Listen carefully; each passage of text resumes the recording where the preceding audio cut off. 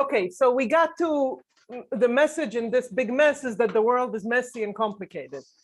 I wanted to say the world is messy and complicated, not just inside Minicrypt and app, but also, sorry, not just in Cryptomania and app, but also within Minicrypt. So in particular, let's consider one-way permutations and injective one-way functions. These implications are obvious from the definition. One-way permutation is a one-way function such that it takes n-bit strings to n-bit string. It's a permutation over 0, 1 to the n for n-bit strings, and injective is an injective one-way function. Obviously, these imply that. But somehow it's not clear to us, should we put this in Minicrypt? Should we put it in Cryptomania? I don't know. And another primitive that's unclear is collision-resistant hash function, which I'll define in a minute in the next slide, just to say something about it, although I'm not sure if we really need the definition. But what I wanted to say is that these things imply one-way function. It's not so hard to show, but in fact, they don't fit neatly anywhere in this division to worlds. In particular, they are, they don't imply nor are implied by public key cryptography. It's somehow not clear where to put them. And, they're much more, so somehow I think the intuition behind all of these things is the more structure you have, the harder it is. But sometimes more structure goes in different directions, and then it gives you things that are possibly incomparable. Okay, so I wanted to mention this. For example, collision-resistant hash function doesn't fit anywhere. It's also a weird primitive. I have a definition here of collision-resistant hash function, although I wasn't going to talk about it after this slide. So if you're tired, you can take a 1-minute break. But the reason I wanted to define it, so what is a collision-resistant hash function? It's a function such that is easy to compute, but it's hard to find two inputs that go to the same output. Okay, and it's, what is it called? Compressing. So what I wanted to emphasize about it, it's a weird primitive, because on one hand, it's a little bit public key in the sense that there is no secret key. There are no secrets. Everybody knows everything. There's no good guys with a secret that distinguishes them from bad guys. In that sense, it's kind of similar to Cryptomania. On the other hand, it's not known to be equivalent to anything in Cryptomania. And also in practice, we have heuristic, very fast algorithms for hash functions, which we don't for public key encryption. Okay, so this is sort of what I wanted to say about those two worlds, Minicrypt and Cryptomania. I want to say going up towards Obfustopia, or still, I don't know, these might be still within Cryptomania, I don't know. There are many primitives I didn't define that are much stronger and give you more things, like fully homomorphic encryption and attribute-based encryption, functional encryption. I'm not going to define them. And then there's indistinguishability obfuscation, which is somehow next level, I would say. Okay, so let me say something about indistinguishability obfuscation. It came up before, both in my talk and in other talks, but not much. And I also will not say too much, but I just feel like I must mention it because it's very related to everything we're talking about. So here is a definition. Obviously, there are subtleties that I'm skipping in many versions, but basically, what is indistinguishability obfuscation? And this indistinguishability obfuscator is an algorithm. I call it I/O. Yes, it's an algorithm I/O. It should be efficient. It takes as input a circuit and outputs another circuit that is functionally equivalent. Okay, so I/O takes a circuit C and outputs another circuit of polynomially related size that computes exactly the same function. That's the correctness requirement. Okay, so it just does the same thing, doesn't change the input-output behavior. The security requirement is that if you start from two input circuits that are identical functionality, then their I/O, their obfuscated versions are indistinguishable from each other. Okay, that's the definition, roughly speaking. And on one hand, like, where did it come from? Why obfuscation? It's sort of the intuition is you hiding whether, if I give you IO of C1, you have no idea if it's IO of C1 or IO of C2. You don't know where it came from. They look the same, so I obfuscate the difference. However, it's seemingly extremely weak. I only obfuscate the difference between identical circuits. I don't say anything about circuits that are not identical. I might not obfuscate anything. Like, my first reaction when I saw this definition was like, it's too weak, but turned out to be super strong. It gives you a ton of things, okay? That's the problem. If there's any problem with IO, it's not that it's not strong enough. It's like super strong. Turns out that it has amazing applications, okay? So this is indistinguishability obfuscation. Yeah, any questions? I understand the definition here. First, what is equivalent? You mean functionally equivalent? Yes, okay, good. Equivalent means, you could talk about approximations or whatever, but let's say fully equivalent means exactly the same input-output behavior. I can try to, yeah, so that's the first answer. So, yeah, so what is the third one? It says the same size. Is it true only for precisely the same size of circuits? Oh, maybe, but you can pad circuits to be over-related. Like, if one is a little bigger, you can pad circuits, you can add no ops. Yes. So the point is that the encryption of a message reveals something about the size of the message, like how big, how long the message is. So this is sort of an obfuscation of a circuit is like an encryption of a circuit. It has to reveal something about the size of the circuit. That's what it captures. Explain to me what your point of confusion is. The why you want me to say it for any two circuits that even if they're not of the same size, is that it? Any two circuits of size up to n. Yeah, okay, the size, okay, what is computationally indistinguishable? Good.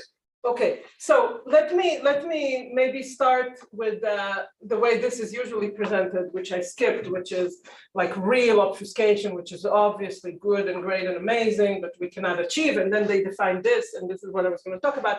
But basically, the initial idea, how people usually motivate it, is what is obfuscation? I give you a circuit, and I want it to be as if you can run the circuit and you give it an input and you get an output, obviously. So you can run it on any input that you wish. But I want you not to learn anything else about the implementation of the circuit, just the input-output behavior. That's what I want. Okay, that's the intuition of what I would want. So I give you a circuit, I obfuscate it so that, I don't know, maybe there's, for hiding, maybe there's a secret key hidden in there in the circuit, or I don't know what. Okay, so this is the intuition for obfuscation. I want you to know nothing about what's going on. This is called VBB obfuscation, but doesn't matter. Turns out that this intuition can be formalized, which of course wasn't formal, can be formalized. You can formalize a definition of indistinguishable from access to an input-output oracle versus having the circuit. No adversary can tell the difference. That is the first thing people usually say about obfuscation. But then what I said now, I could define very formally and you would understand perfectly, but then I would say if I took time. But then I would tell you, forget it, it's unachievable. So instead, this was in a paper by Barak et al. In that paper, they did many things, including proving what I said now is impossible, but they also suggested a relaxed notion. They viewed it as a relaxed notion where I'm not really hiding what the circuit does. I'm not hiding it fully, but I'm just hiding how I implemented it. For example, maybe I could implement identical functionality in two circuits, C1 and C2. One of them implements it because it knows this secret SK1. Like, I don't know, maybe I have a circuit, if I know the social security number of any of you, I can do something. So I'll have one circuit that uses your social security number and another circuit that uses my social security number or something like that. I don't want to reveal it in the clear so people don't see how I implemented it. I think your question is justified in the sense that I've seen by now this definition many times, but the first 100 times I saw this definition, to me, it doesn't really sound like strong enough obfuscation. I'm just hiding two circuits that are identical, then you can tell where it came from. Identical functionality, like literally fully input-output behavior is the same. But yet, when you see the applications and the proofs of how it's applied, you understand why it's so strong. So it turns out to be an amazingly strong primitive. Okay, but the definition, just to be clear on the definition, an obfuscator takes a circuit and outputs another circuit oh, maybe it will become even more clear in a minute when I say something about it. It will become clear. For example, here is a great obfuscator, except it's not efficient. Take the lexicographically first circuit that computes this function. This satisfies everything beautifully except for efficiency. Right? Because you give me a circuit, I'll find the first lexicographically first circuit that does the exact same thing in the truth table. I'll give you the truth table. That's another. There are issues with what I'm saying about efficiency, but if we ignore them in terms of functionality, that would satisfy it. So I want to do it efficiently. Okay. So And it's a deterministic circuit or a deterministic function, it doesn't have to be deterministic, no. preferably randomized. Oh, I mean, it can't be deterministic. Without said is deterministic. Because if it was deterministic, you could apply it yourself, like the adversary could apply it to somehow. I mean, like circuit NP it would can't even go. come in here or something. I think it's equivalent to P equals NP. Right. Because then, or maybe, because then there's If like a P equals canonical NP, unsatisfied. Right. Yeah. I don't know if it's equivalent, but yeah, but Or at least P. Yeah. yeah, exactly, because you could add, yeah. You could hard code like the canonical circuit for something that accepts nothing, and then you just test if, one of those. I agree with what you said until the last sentence, which I didn't understand. Oh, Your okay. conclusion It's is not that, but like definitely if you had a correct. deterministic one, like then there's some fixed canonical thing that anytime you put an unsatisfiable like a circuit in there, it spits out this exact one thing. You hard code that as a device. Good, good, good, I agree, yeah. Somebody else there raised their hand, but I forgot. The minimal thing sounds like search MCSP. So can you reduce this to MCSP? But then that's kind of weird because MCSP would break one-way functions. Good, so let me talk about it in a minute. I don't exactly know how to answer it, but it's very related to something I have in a couple of slides, and then we will have a lively discussion if I don't answer it well, okay? Good, so it turns out that IO enables many new cryptographic applications, which I'm not gonna get into because I already gave you enough primitives. My point is more to talk about complexity assumptions and what implies what, but turns out that you can do a ton of things with IO. This is not quite right, but IO plus one-way functions, you could do a ton of things. Okay, and it has very interesting complexity and world implications, which is related to what you asked, which I will show. So one good question is, does IO exist? And the answer is, well, it definitely exists if P equals to NP easily. This is what I said before, right? This is a bit weird because usually cryptographic primitives, they don't exist if P equals to NP, like, I don't know, encryption or whatever. IO, in fact, does exist if P equals to NP. Just to what I said before is, in fact, efficient if we are in Algorithmica. But the question is, can we build IO, you know, if we're not in Algorithmica, like, can we prove that one-way function imply IO? Can we prove that, I don't know what, fully homomorphic encryption imply IO? What can we prove implies IO? So the first candidate construction was in, so the paper that suggested this notion was in 2001.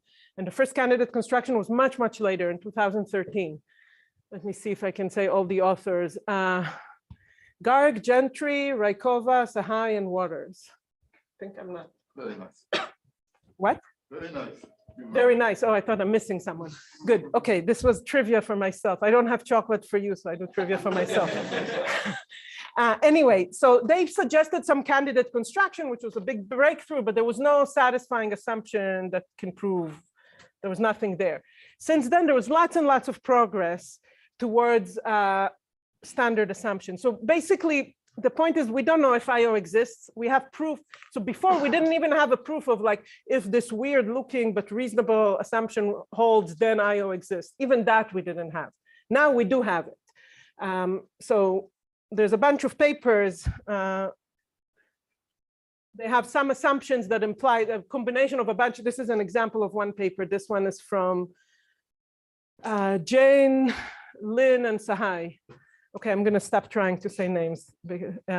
Anyway, they prove that you can build it assuming some combination of 4 assumptions. These 4 assumptions are not quite standard, They all have some special version of something, okay? First of all, also everything is sub-exponential, but anyway, this I ignored throughout my talk, so I'll ignore now as well. One of the assumptions relates to minicrypt because it has to do with PRG and NC0, which we do have, but like with special properties of expansion. SXDH is some pairing assumption. I won't focus on that. So now we are making a lot of progress towards proving that it exists, but it's not so clear yet. What I wanted to say a few words on the implications of IO to Impeliatu's world. Okay. Good. So I somehow picked things that relate to what IO does to Impeliatu's worlds, because that was the theme of my talk. Okay, so I'll highlight 3 results. Basically, it eliminates a lot of worlds. One is it shows that if you have IO, then private key encryption implies PKE. I could say that IO plus one-way function implies public key encryption. I could say it like this. But basically, so a lot of these proofs, not all of them, but a lot of statements like that are sort of not too hard to prove or understand intuitively if I really had a VBB. But they are harder to prove with IO, but people manage to prove it. So the intuition, for example, for private key encryption implies public key encryption. I could publish the encryption algorithm with a secret key embedded in it in an obfuscated way. That's a very high level intuition, and you need to work hard to make it work with IO, but. So that also true for key agreement? So the strongest thing you can get in cryptography. Yes, I assume it's true for key agreement. I assume, let me think about it. PKE ties. PKE is key agreement in 2 rounds. Yes, good. PKE is key agreement in 2 rounds. Okay, so this means if IO exists, there is no minicrypt. We eliminated minicrypt because one-way function plus IO gives you cryptomania. Good. Then another paper eliminates also the previous 2 worlds, the heuristic and Pesiland. They show that in fact, if you assume IO, then hardness on average of NP implies one-way functions. That's a clean way to say it, not quite accurate. There's some IO issues. Raphael claims sorry, here IO is infinitely open. Sorry, I'm sorry. This IO BPP is infinitely often BPP. Anyway, Raphael claims this is the right definition anyway. So, okay. Good. So therefore, it can take you directly from algorithm. If IO exists, then it takes you from algorithmica to obfustopia. Okay, so it has a lot of power. If you assume it, but this assumption is very strong and we don't know how to reduce it to better assumptions for now. And separately on the line, remember from one-way function to one-way permutation, you can in fact show that one-way function does imply one-way permutations if you assume IO. Okay, so I just wanted to mention some things that eliminate connection, that eliminate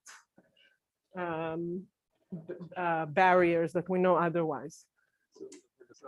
Yesterday was a question about whether there are candidate constructions of reductions for showing NP completeness of MKTP and so on.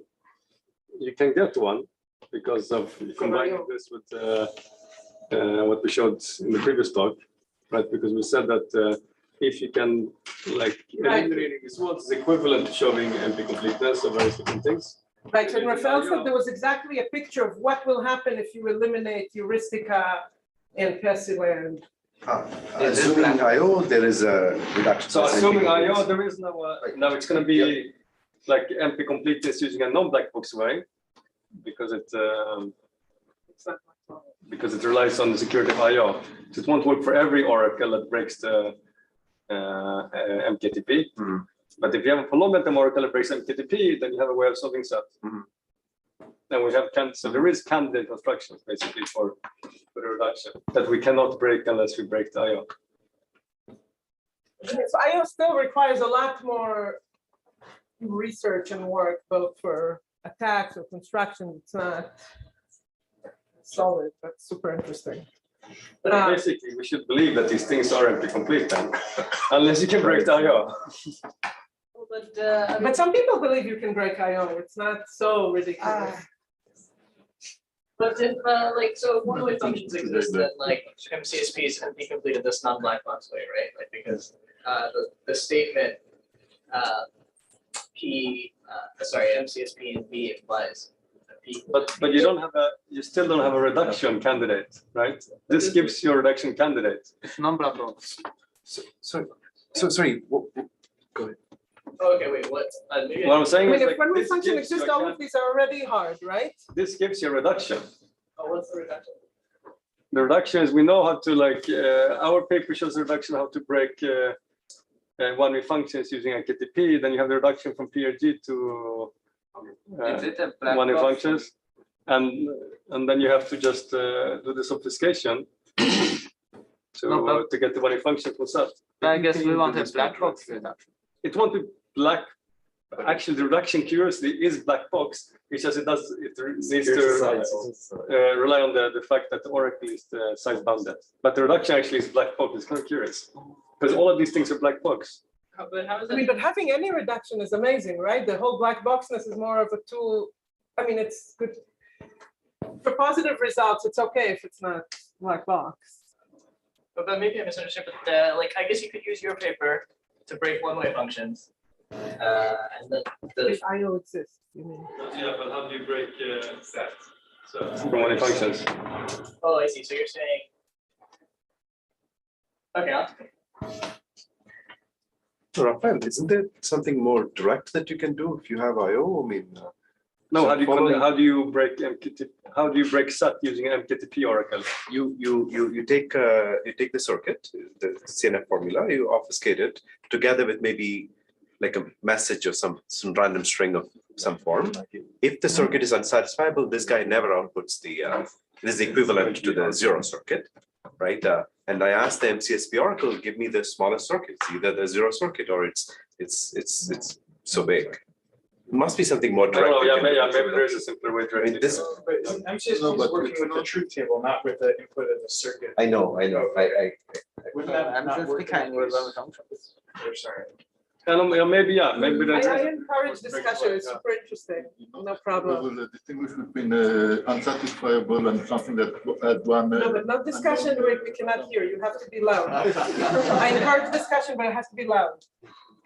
So somehow, like when I give this obfuscated program to you, I know that either it has a very small circuit there's a very small circuit that computes it, or there isn't, right? I mean, and somehow I want, if you solve it, then you break the IO, or you solve SAT. This is what I want to prove. No, but you cannot distinguish between something. You might not be able to distinguish between a formula that have one satisfying assignment and unsatisfiable. You take this offline. Maybe. Yeah, It's hard for me to think online, but yeah.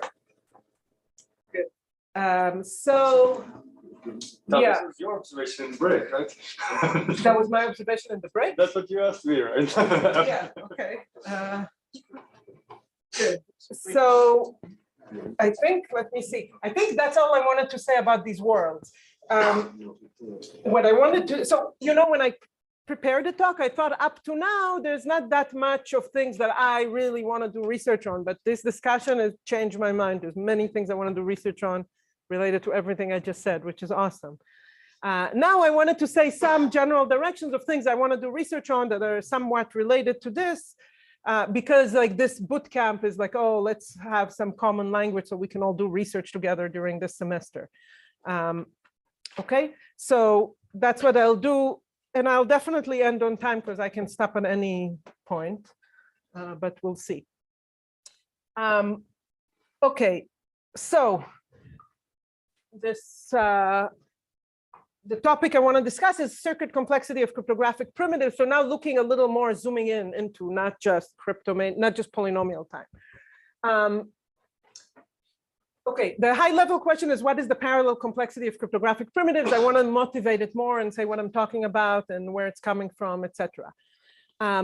So there is this line of work that started with Applebaum, Ishai, and Kushilevitz about crypto and NC0, where they basically show how to compile various cryptographic primitive. You give me a cryptographic primitive that is, let's say, in NC1, and I compile it to the existence of the same primitive in NC0. Okay, NC0 are constant depth circuits with ends and ors and bounded Fanon, and NC1 is log and depth circuits.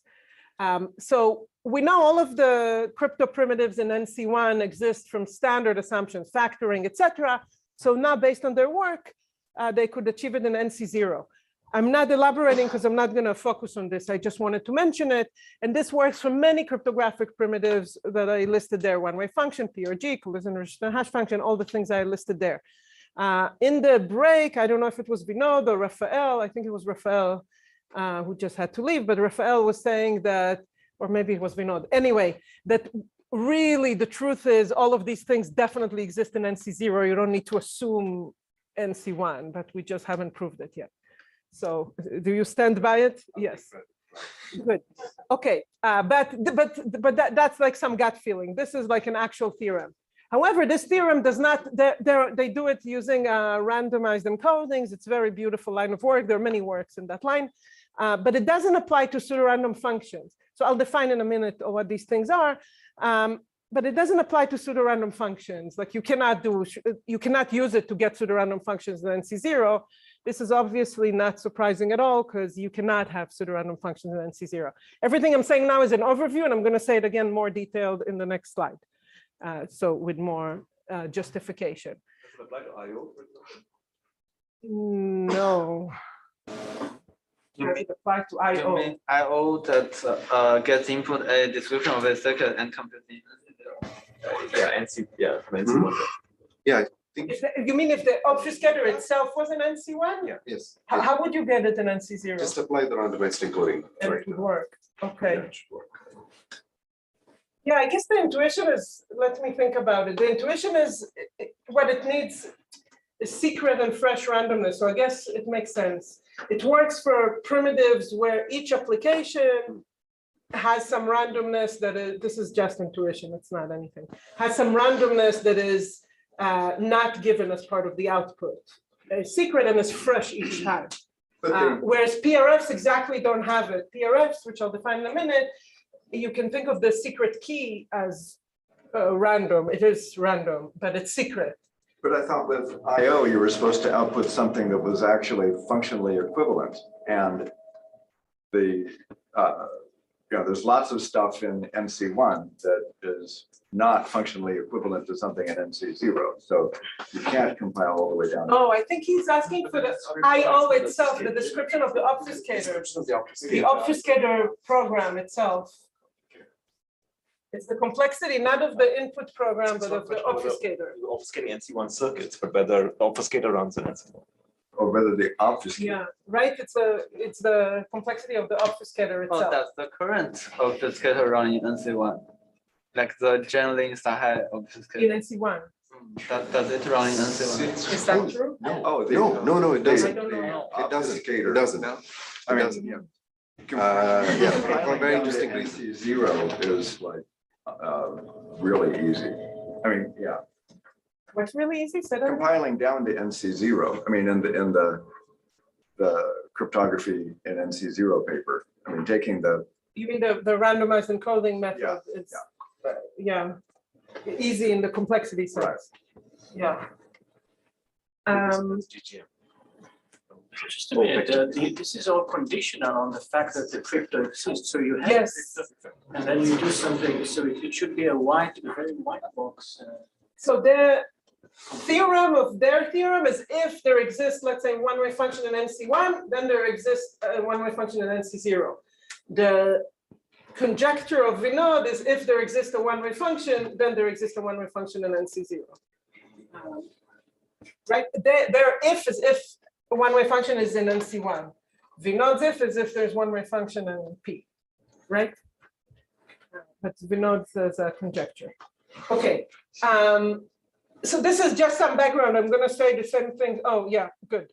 I'm going to say, now I want to motivate exactly what the questions are and what I think might be interesting to work on. So I didn't have time to write the definitions, therefore I wrote them here. I want to define what PRG and PRFs are. Okay, PRG is a pseudorandom generator. Maybe you all know, but if somebody doesn't know, like really feel free to ask more questions. So this is the definition of a PRG. It's a deterministic function that takes, let's say, any n bits to, let's say it's length doubling, n bits to 2n bits. And I want the output of G on a uniform distribution to be indistinguishable, computationally indistinguishable from truly random. Okay, that's PRG. It takes short string, gives long string. Takes a short random string, gives a long random looking string. A PRF is a function. I don't know how easy it is to read, but let me try to explain it. A PRF is a set of functions, FK, let's say from n bits to n bits, or if you like Boolean functions, it can be Boolean, doesn't matter. Yeah, I know some people here like Boolean functions. Let me make it Boolean, doesn't matter. It's a family of functions where the key is of length n bits. And the point is that what is indistinguishable, the distributions that are indistinguishable for any polynomial time distinguisher A that has oracle access to F. So it can submit inputs and get outputs adaptively. It's an algorithm in any order it wants. Submit input and gets output. And at the end wants to determine whether F was chosen uniformly at random from this family with some key of length n, or F was chosen uniformly at random from the set of all possible functions, where truly random function or not. Okay, so you somehow, I think intuitively, you can think of a PRF, a PRG like a pseudorandom string, and a PRF like an exponentially long. In a PRG, the output is of polynomial size and it looks random. In a PRF, you can think of the truth table as exponentially long, pseudorandom, truth table, and the adversary can access any row that he wants.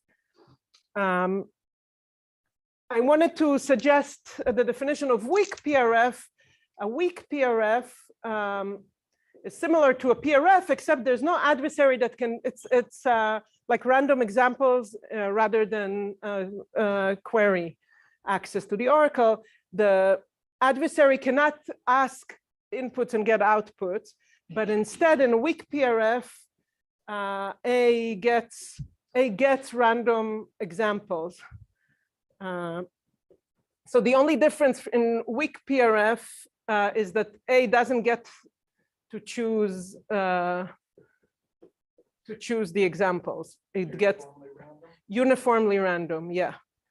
FK of, let's say, XQ, FK of XQ. It gets uniformly random example. It's like membership query in learning. It's like membership query in PRF versus random examples in weak PRF. And still needs to distinguish whether it was truly random function or was chosen from this set. Okay? Say that again? So, good. They all imply each other and they're all equivalent to each other and to one-way function. One-way function if and only if PRG, if and only if weak PRF, if and only if PRF. Imply in the sense that if you give me this, I can use it to construct a different one of that. Good. And let me think where to say it. Okay, I wanted to say something, but I see I don't have it in the slide. Something about there's some relation to learning here. Very roughly speaking, weak PRF is sort of, if you have a weak PRF in the class, then that class is not learnable from random examples, roughly speaking. You need to look at the parameters, but there's a connection to learning here, like a very strong connection to learning. Yeah, definitely if the class has a weak PRF, then it's not learnable. And the converse might be sort of true, like you need to be more careful, but there's a connection. Okay, so what I wanted to say is the following.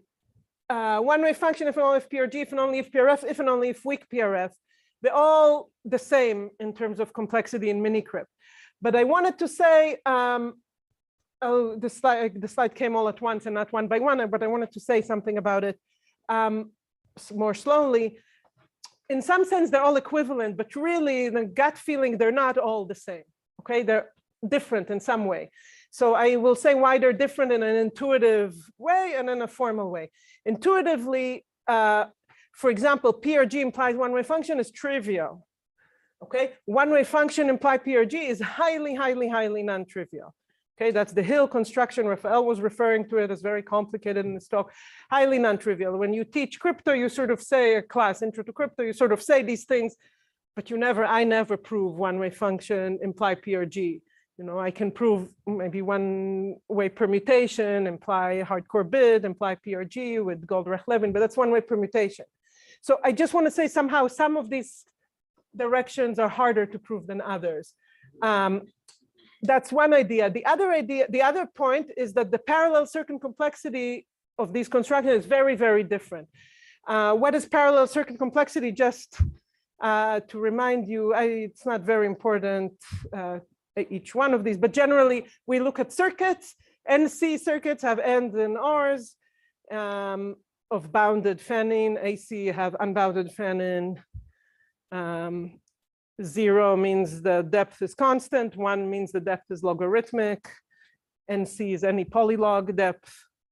Okay, and AC02 is, for example, is constant depth, unbounded fan-in circuits, which also allow mod 2, that's the 2, allow parity gates.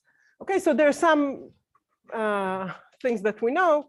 I wanted to say that PRG in NC0 from standard assumption is known, like I said before, whereas PRF, for example, in NC0, it's not that it's not known, but it's easily cannot be. You can prove that there is no PRF in NC0 or even in AC0. And this follows from, this is related to the connection to learning. It follows from the fact that from learning results. And in fact, they can't even be in AC0 mod 2.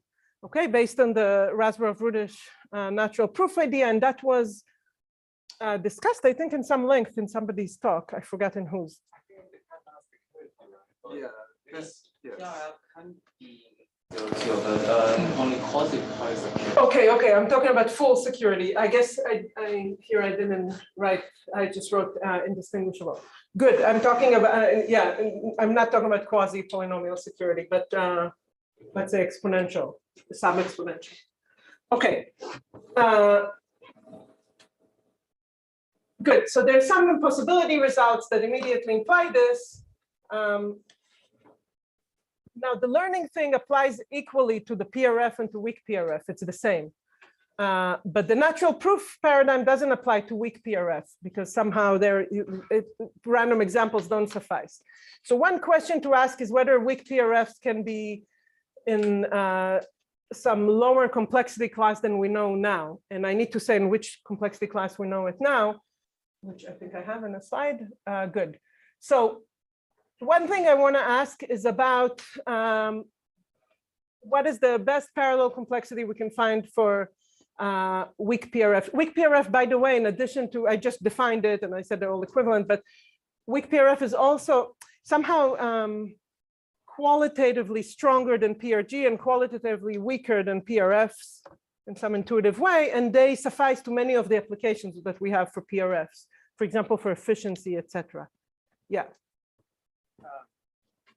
For which cases are you talking about the weak PRF being computable with preprocessing versus non-preprocessing? Like, I don't know what you mean by preprocessing. So you sample one from the family, and I think. So you sample. So you're asking about the security game? I'm asking. So I think in the standard definition, you're allowed polynomial time sampling. Okay, in both of them, I have in both PRF and weak PRF, I have a adversary A that runs in polynomial time. You're talking about key generation? Yeah. Oh. So there's notion of But in any case, the key generation is chosen first at once, and then the adversary has consistent access to the same FK. So the TC0 candidate is not in TC0 as a function of the key as well, or just? I see what you're asking. You're asking about whether the sampling could be in TC0. I was talking about the evaluation, but I think the sampling is also there. You're talking about this line, and the Reingold, it's like some DDH-like exponentiation, discrete log sampling. things. I was focusing on the evaluation of the computing f of x. Yeah, so evaluation just means, as it is on the slide, just means that every function of the family is computable by GC0. Yeah, easy to compute, which I didn't even write here. The f needs to be easy. I only talked about security. And this exactly is what I'm talking about. Yeah, so we know how to compute it from some specific assumptions like DDH and some others, but we don't know how to compute it in less than NC1 from any generic way, in a generic way. And this is sort of what I wanted to talk about. So I also want to say, yeah, this is what I wanted to talk about. I want to say this is something I talked about with Marshall, and I think I also talked about it with Igor, but that was 100 years ago. I talked about it with Marshall recently. If any of you, Marshall and Igor, or anybody else want to work on it, it's very interesting to me. Here is a more concrete question. So far, I was just talking a little bit generically about it's interesting to understand circuit complexity of primitives, and they're not all the same. But now here is a concrete question. Let's talk about the construction of PRF from generic assumptions. For example, the construction of PRF from PRG. Okay, so we know that PRG implies PRF. And the construction we know is by GGM from the 80s. Okay, it's a beautiful construction, and it looks, I will not show the construction, but I'll just say it involves a binary tree, and each node is an application of G, of the PRG. Okay, G is length doubling it. So to compute, you start with the key, and to compute Fk of x, you need to go down the tree according to x, the first bit of x, the second bit of x, the third bit of x, etc. So the GGM construction, and then they prove that the resulting thing is a one-way, it's a pseudorandom function, assuming the G is a pseudorandom generator. This construction is of linear depth. You apply linearly many times G, linearly many times n times, where n is the length of the input, one after the other.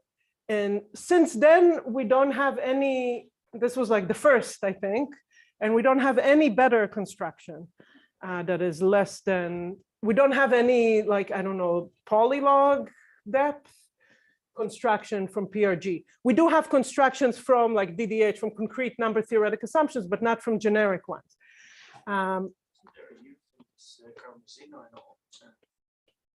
They build a weak PRF. Yes, in AC0 mod 2. First of all, it's a candidate.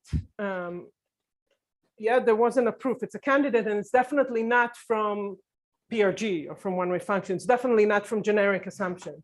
So one question is, could we build PRF from PRG in a depth that is less than linear?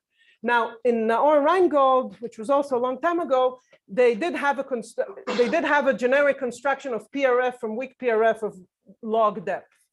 So therefore, it suffices for us to view, can we build weak PRF from PRG in log, polylog depth in NC?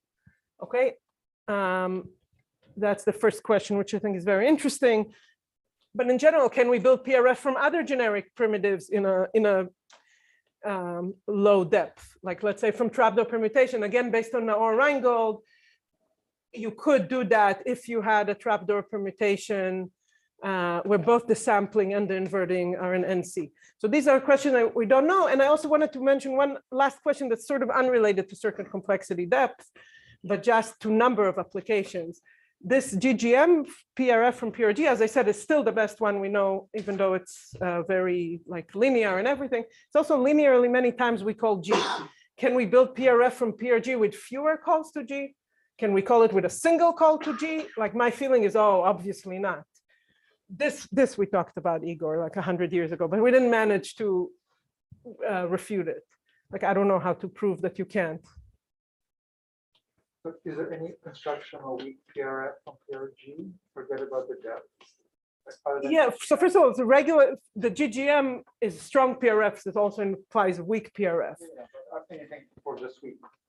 That is better from PRG. You're saying any, Alternative. yeah. Strong PRF versus weak PRF. I think not, but I may be wrong. There's nothing like direct from here.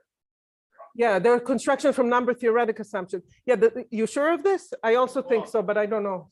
Well, you can go from pure G to full-blown PRF, and then that's a weak PRF. But Yeah, is the better, there's definitely not, well, not definitely, but I couldn't find any that is, you know, in logarithmic depth. But I don't know if any constructions of weak PRF from PRG that are not already. Proving the depth. Don't even have like. Yeah, I don't think so. But if you don't care about the depth, then like, why not just go to PRF all the way? But if somebody knows a better answer, I don't think there are, but if somebody wants to correct me, I'll be happy to. Yeah, good. You would be GGM, good. I guess there's some little, you're right. There's, you could potentially have n over n minus log n maybe, and then you wouldn't be GGM. And I bet you could do that artificially, actually, now that I think about it. But yeah, that's a good answer because of the Naor-Reingold result, which I don't see now. Yeah, here, Naor-Reingold has a log depth construction of PRF from weak PRF. Wow, the timing is perfect. I thought I will be an hour early. What? You also increase the arity of the GGM tree. Yeah. But then you have to adaptively expand your PRG. There are things about expansion and parameters, which I obviously was very sweeping under the rug. But maybe actually you could do something useful with them for weak PRF. More than, like somehow there are things that are easier to do with weak PRF than strong PRFs, parameter-wise. I know it's vague, but yeah, we should talk about it. Good.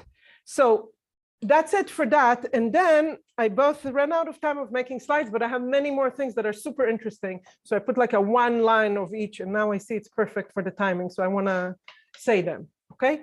Right? Let me check the time. Perfect. Good. So this is now, I have a bunch of slides with zero details, but just some similar to Raul's talk in the first day when he said like, here are 10 problems. I have like only 2 or 3, I don't remember how many. But without much detail, I won't talk much, but I just want to say something. So one question was already brought up in previous talks several times, which is meta complexity above minicrypt, right? Can we bring Raphael and Yanni to higher worlds? And in particular, we had this discussion now in the break about, you know, maybe you could just prove that Kolmogorov complexity, one of their specific problems or something like that, implies public key encryption. It wouldn't contradict things I said before because it's not black box. But maybe there's another, like this, I don't have anything deeper to say about this other than obviously it's an interesting problem to try to characterize other functionalities. Right, and Vinod, did I understand correctly? In the break, you came up with this exact problem, right? So yeah, so we both came with it independently, so it's obviously an interesting problem. Is there a relativizing construction of PK? Is it a barrier if you come up with a construction that is relativizing? I mean, it's just a Kolmogorov complexity based construction. Yeah, I don't think it will be. I mean, it's a barrier that it's really, really, really hard to. The barrier is that it's equivalent to one-way function, and it's really, really hard to construct PKE from one-way function. But I don't think there's a formal barrier. But even if you don't use those things that are equivalent to one-way function, some other meta complexity problem, you know what? Not meta, any problem that is equivalent to PKE, not meta, not complexity, anything would be great, I think. But meta complexity would be amazing.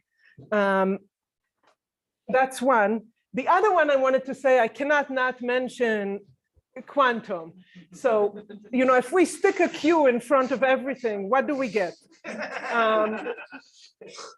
And in fact, it's very interesting. I didn't have time to draw a nice picture.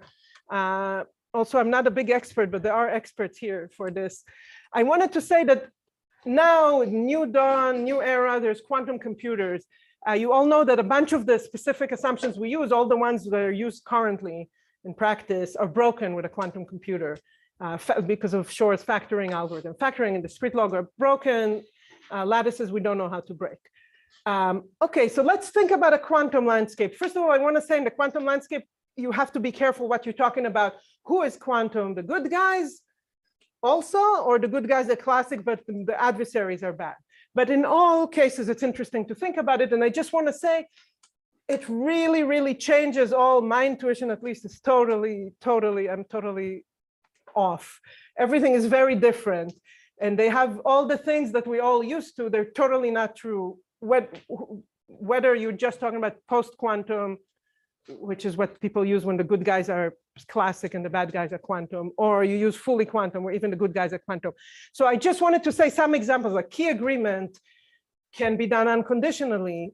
That's a big deal because like this is like easily impossible in the classical world. One-way function is not implied by primitives like OT, which I think of as super strong primitive that implies everything. Doesn't imply one-way function, not even classical one-way function in the quantum world. Okay, signature schemes imply public key encryption. In the classic world, signature schemes are like one-way function and private key encryption. Okay, they can have hardness that comes from the quantum without breaking the P versus NP barriers. So I don't want to say much about it because I don't know much, although I encourage discussion because other people can answer better than me. But the worlds are very different there. And I think it's very interesting to map. So there are some candidates, there are a bunch of papers coming out all the time, very recently, on this, trying to suggest, like there was this EFI pairs, trying to suggest a new central hub that will be equivalent to everything or will imply a lot of things. Good. That was another one. I will encourage comments after a discussion or even now. I don't know enough about this, but I'm super interested. I'd be happy to work on it. I've been educated a bit by both Columbia and Berkeley, amazing quantum students who all were at Columbia last term, and my colleague Henry Yuen.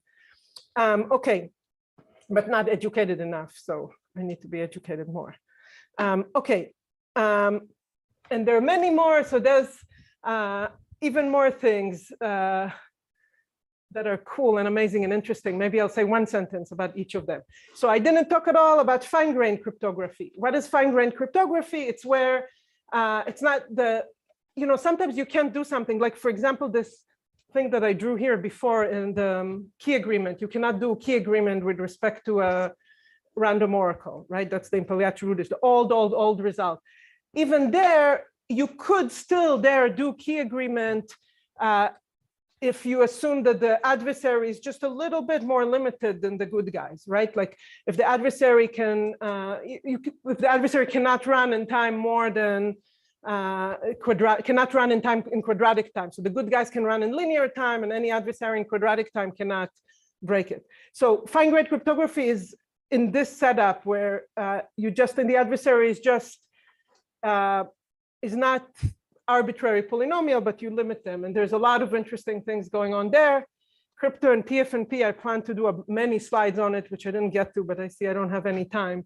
But that's super interesting connections there. TFNP is,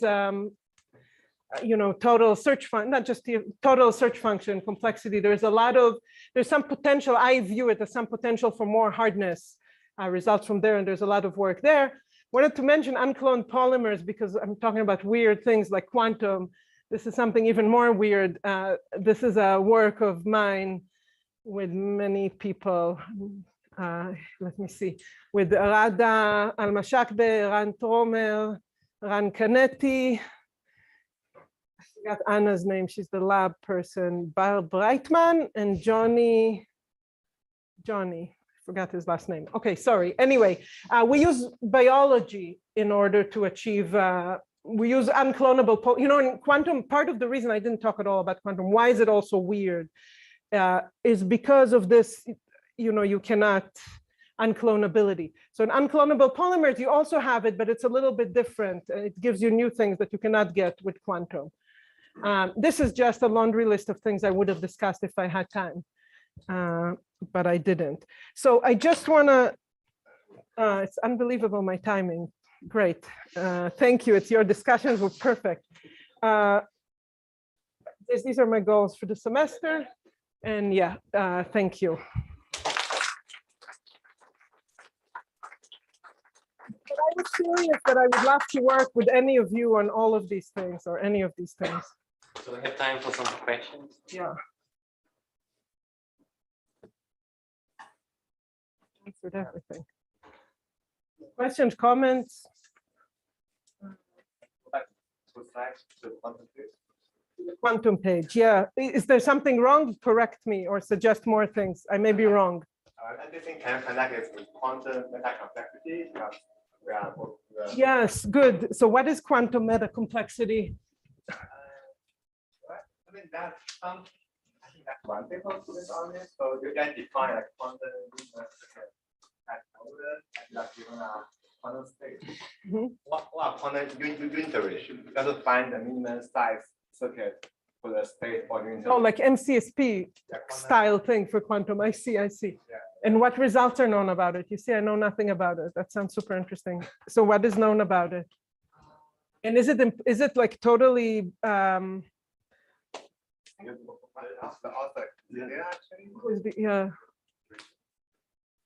Oh, it's probably okay. Is it implied, is quantum cryptography, any of these primitives imply immediately that it's hard, like in the classical sense?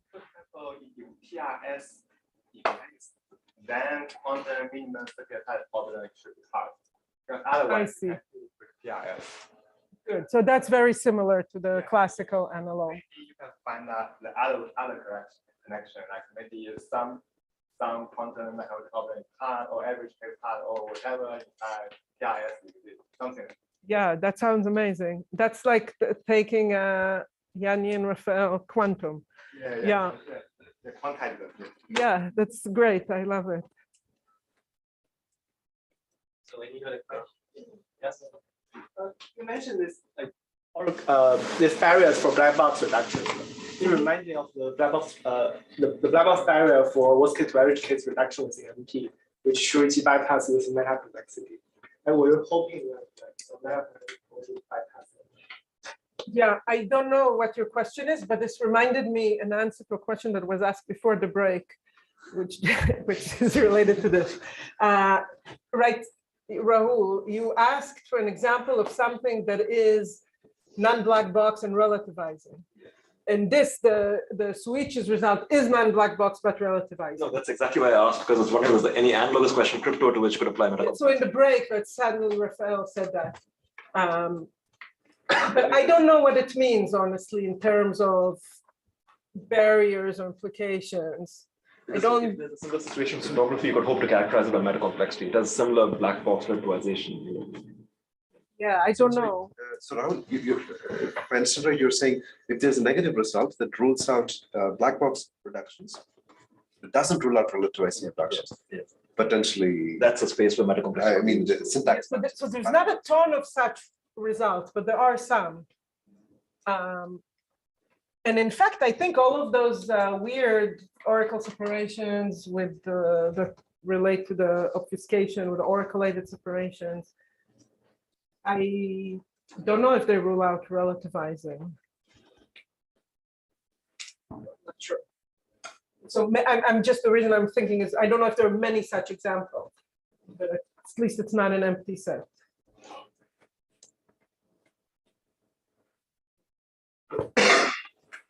One question. Given the fact that previous discussion by Raphael, so is there a reason to believe that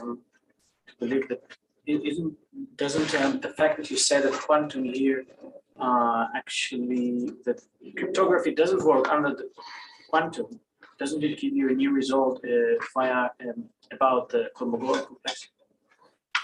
Wait, it's not that cryptography doesn't work, it's that the implications don't work. Like you could define, there is cryptography. In fact, the cryptography works amazingly. You can do key agreement with zero assumptions. So it's just what's easy and what's hard and under what assumptions changes. But you are asking whether that implies something for Kolmogorov complexity in a quantum world? Is that what you're asking? I don't know the answer to that, but it's related to our discussion. Maybe you have something better to say? I don't know. Yes, yes, we will, among all of us, jointly, there will be answered by the end of the semester. I guess just something important to keep in mind with this question is that like implicitly when like these statements, they've implicitly changed the definitions of some of the objects like OT. And the definition has changed in the sense that the OT being discussed here allows you to communicate a quantum state when executing the oblivious transfer protocol, which means somehow that like your messages are no longer classical functions. And that's why a lot of these But this is the I agree with that, but that's the meaning of the letter Q, right? No, That you have to allow for. The Q can mean various different things. You could ask for a classical one-way function that's computable by whose efficiency is only quantum in VQ. Right, that's another thing we could talk about. Right. So that's also the reason why OT in a quantum world doesn't imply one-way functions, right? I mean, what do you? Exactly, because it comes from the quantum. Yes, you could also ask about classical OT, like a classical OT functionality where the algorithms computing the functions are allowed to be quantum. And then that would imply like a quantum computable one-way function probably, but. Yeah, so you're saying there's like many details. It's not clear what the definitions of the primitive should be. Yeah. So is there anything strange if the just adversaries are quantum? I mean, then the picture is just before. It's just the adversaries are quantum and all the good guys are not quantum. Well, then you end up having to make arguments about sort of the Kolmogorov complexity and other things being difficult for quantum computers, being hard for quantum computers. But it seems likely that you get sort of like you get the same one-way functions and you argue that those one-way functions are post-quantum. But yeah, exactly. This setting is usually referred to as post-quantum to differentiate from all these other settings. And this is what now, like in practical crypto, like they're trying to build, because all the practical crypto is broken, but they're trying to build new crypto, but it's all supposed to be classical, but secure against. So lattices are considered post-quantum, but I don't deeply understand why beyond we don't know how to break it. Like maybe somebody will break it later. I don't know. The cartography. I think there are some. There is a reduction that at least one that is a quantum reduction, but not classical. I see. I don't know. There are like classical reduction that doesn't work in quantum world. Like even if in post-quantum world. Yeah, like if let's say rewinding, I guess it's possibly incidental, and there are some. Yeah, I think there's like a paper in crypto this year by yeah, and it shows like classical reductions, you have to satisfy some kind of properties to make it like also work in quantum. Yeah, yeah. When you the rewinding is exactly right. Yeah, because yeah, good. In where you have the reductions where in classical where you run an algorithm and if you don't like the result you try again or you sample it many times, but in quantum you cannot do it. Yeah, there's many papers about it, but they're all super recent. So I think a lot is still open and unclear and interesting. So can I ask a question? So does also go through in the quantum world in the sense, is there a quantumly secure one-way function, but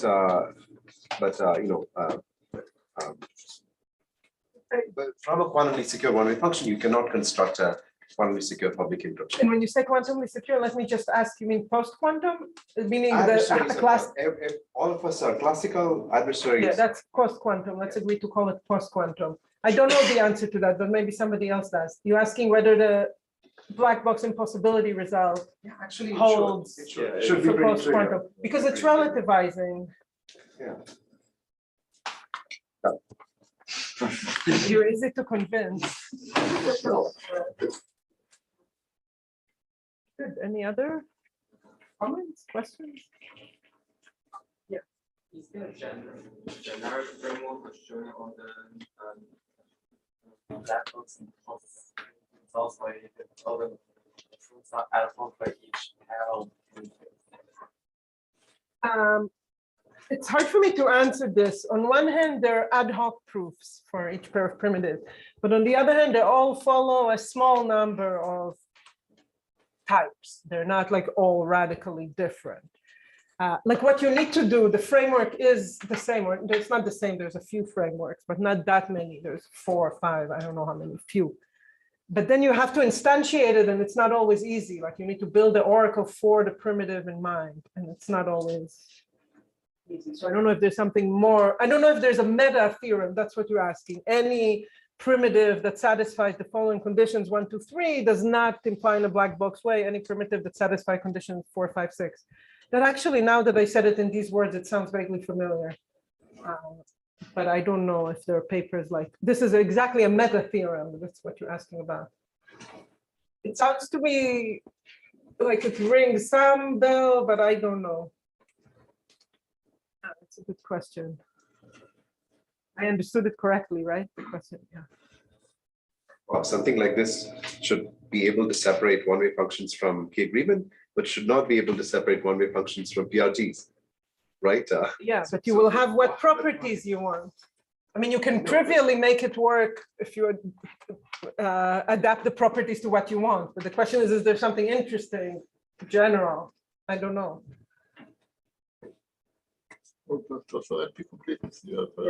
Well, I've been avoiding working on black box separations because they're so, I worked a lot on them in the past, and they're so hard and tedious to write and think and not make a mistake. But you get something in return, so it's interesting. Like I would prefer to have reductions than separations, but if the truth is that they're separated, you've got to separate.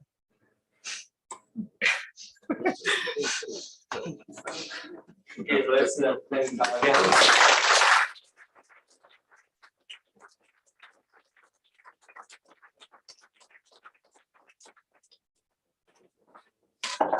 Yeah.